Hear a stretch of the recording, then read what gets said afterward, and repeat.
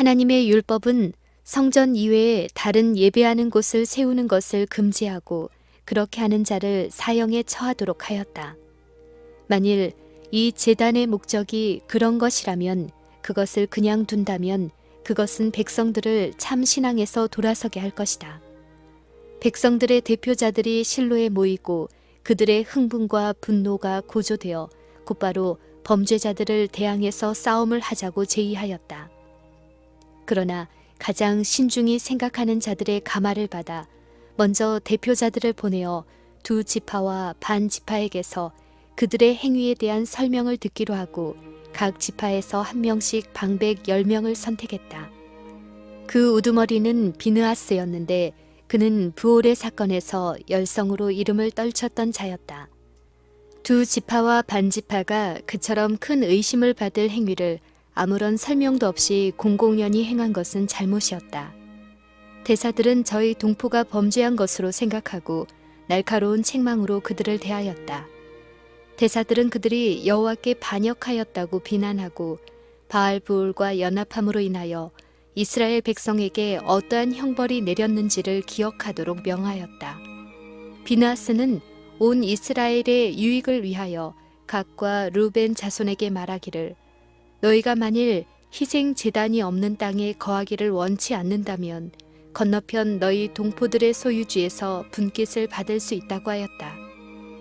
대답으로 피고인들은 그들의 제단은 희생 제물을 드리려 함이 아니요 다만 그들이 요단강에 의하여 분리되어 있을지라도 가나안에 있는 동포와 동일한 신앙을 가졌음을 증거하기 위함이라고 설명하였다.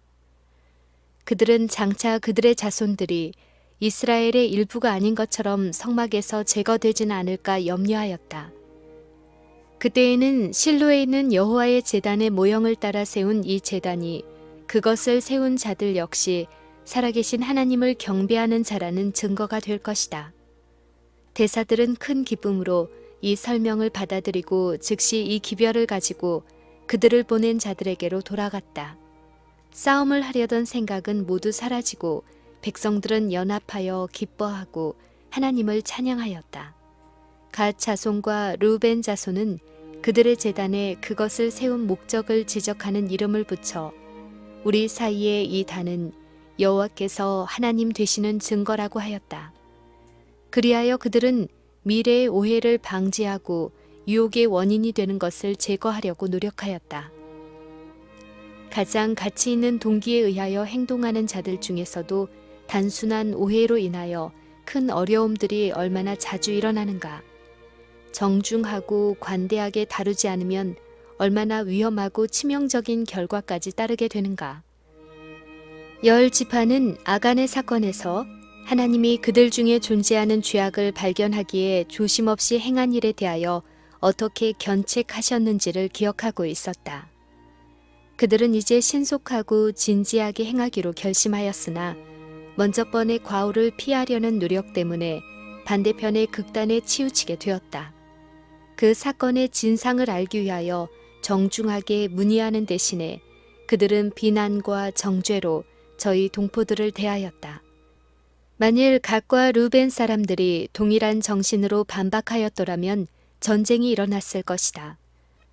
죄를 처리하는 데 있어서 한편으로는 완만하게 행하는 것을 피하는 일이 중요한 반면에 가혹한 형벌과 근거 없는 의심을 피하는 일 또한 다같이 중요하다.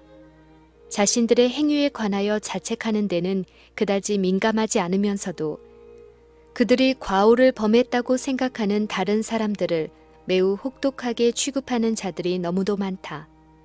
일찍이 비난과 힐책으로 그릇된 태도를 교정받은 자는 한 사람도 없다.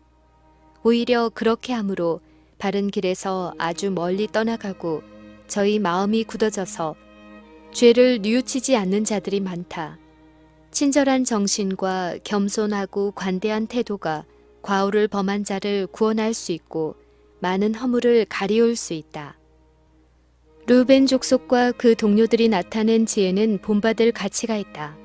참된 종교적인 사업을 추진시키고자 정직하게 노력하였으나 그들은 잘못 판단을 받고 혹독한 비난을 받았다. 그러나 그들은 울분을 나타내지 않았다. 그들은 자신을 방어하려고 하기 전에 저희 형제의 비난을 예의와 인내로 다 들은 후에 자신들의 동기를 충분히 설명하고 저희의 무죄함을 나타냈다. 그리하여 중대한 결과를 가져올 뻔한 어려운 사건이 평화적으로 해결되었다. 거짓 비난 아래서라도 의로운 자들은 침착하고 사려 깊게 행할 수 있다. 하나님께서는 사람들에게 오해받고 잘못 해석된 모든 것들을 잘 아심으로 우리는 하나님 손에 우리의 사정을 안전하게 위탁할 수 있다. 하나님께서는 아간의 죄를 찾아내신 것처럼 분명히 당신을 의지하는 자들의 사정을 옹호하실 것이다. 그리스도의 정신으로 행하는 자들은 오래 참고 온유하게 행하는 사랑을 소유할 것이다. 하나님의 백성 사이는 연합과 우애가 있어야 한다. 그것이 하나님의 뜻하신 바이다.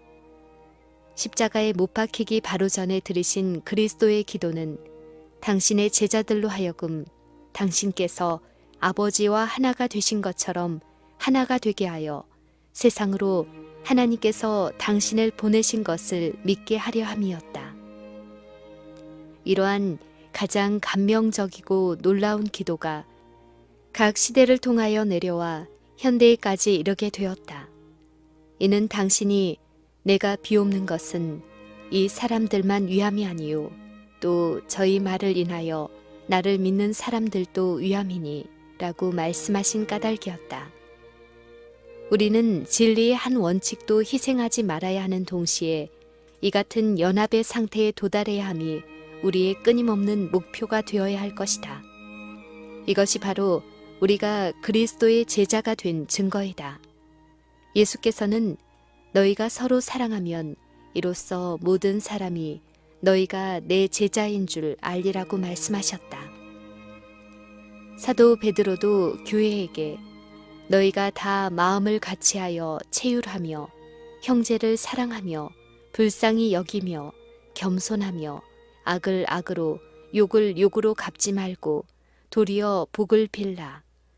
이를 위하여 너희가 부르심을 입었으니 이는 복을 유업으로 받게 하려 하심이라 라고 권고하신다.